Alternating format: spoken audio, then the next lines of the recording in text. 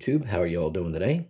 Today we are taking a look at the Fenix GL19R weapon-mounted light. Now, Fenix makes some outstanding lights. I've had some in the past and always been very happy with them. This one, as you can see here, is on a Sig 322 pistol, and this is designed for full-size handguns. The specifications are 1200 lumens, max beam distance of 689 feet or 210 meters. Max runtime of 2 hours. It has two modes, turbo, normal, and strobe. I guess that's 3 modes, isn't it? The bulb type is a SFT40 LED. The size, length, and dimensions will be posted in the description below. Weight is 3.5 ounces, including the battery. It comes with one 18350 rechargeable lithium-ion battery in the package. And that's all the main specifications. It is a Type-C rechargeable, so you don't have to take the battery out to recharge it, which is a great feature because you can have extra batteries, but you can also recharge it without taking the battery out. So that's like the best of both worlds, because a lot of lights are either rechargeable with a USB or rechargeable by taking the battery out. So it's nice to see somebody who's combined it all into one package. And you can see here we have ambidextrous switches, left and right. And now these are the push forward kind. So on this side you would use your thumb, and on this side you would use your trigger finger.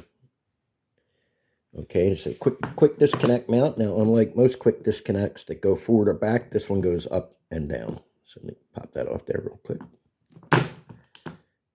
And that's how you disconnect it. And that is a very secure QD. I mean, it's adjustable, which is always nice. You just adjust the screw while it's unlatched and then lock it down, and you can get it nice and tight. That is never going to come off by accident. And then, of course, right here is your Type-C USB. Now, this screw, these brass threads right here, you can attach a tape switch to this, but I'm not going to be reviewing the tape switch. I'm just reviewing the light itself. So this is a very sturdy light. The body of the light is 6061 aluminum, which is pretty much the industry standard. The intensity is 11,000 candela on high and 3,000 candela on normal mode, or turbo and high, however you want to put it. It claims it's impact resistant to 1 meter. I am sure it's impact resistant much higher than that. It claims it's IP68 dust and waterproof. So that's underwater to 2 meters. So that, unless you're a Navy SEAL, that's going to be plenty for you. But yeah, it has very robust specifications. It's a real nice size. I really like the look of it. It looks fantastic on the pistol. I like it when the muzzle and the crown of the light are almost flush. It's a really cool look to me. So I really like it. And the controls are nice and easy to reach. But let's get this on an AR-15 real quick so you guys can see it. And then we'll get to the part of the test that everyone wants to see, which is outside. Stand by. Okay, so here is the light on my ultralight V7 carbine.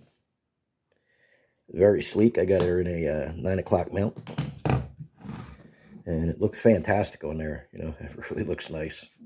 And the controls are like super easy to use.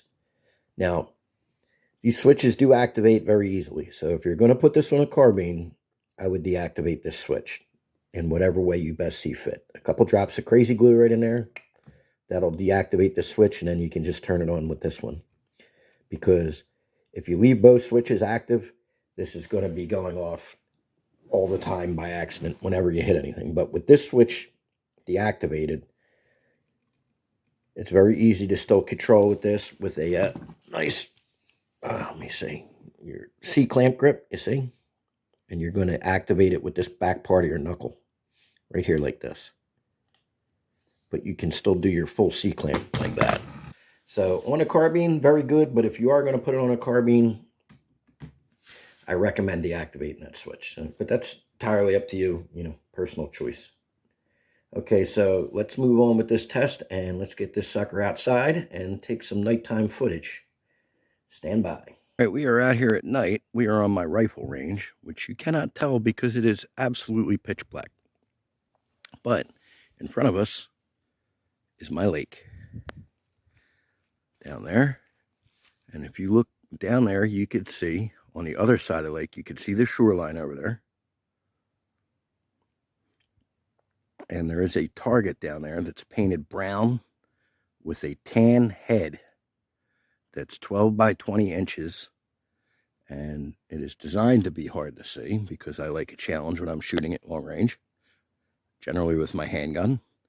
And I could, with my naked eye, I can see that very, very clearly with this Fenix GL19R weapon mounted light.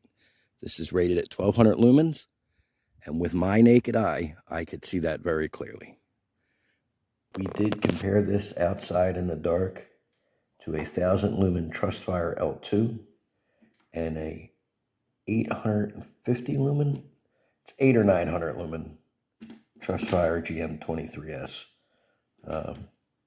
And this is significantly brighter than both of these lights. So I have no reason to doubt the 1200 lumen rating on this because, as I say, much, much brighter than this one and significantly brighter than this one. So on a handgun, I think this is going to be a really good option for you. It's very competitive with everything else that's out there, and the price is really good. This is a little bit over $100, a little like 120, something around there. And then it's a decent option for an AR.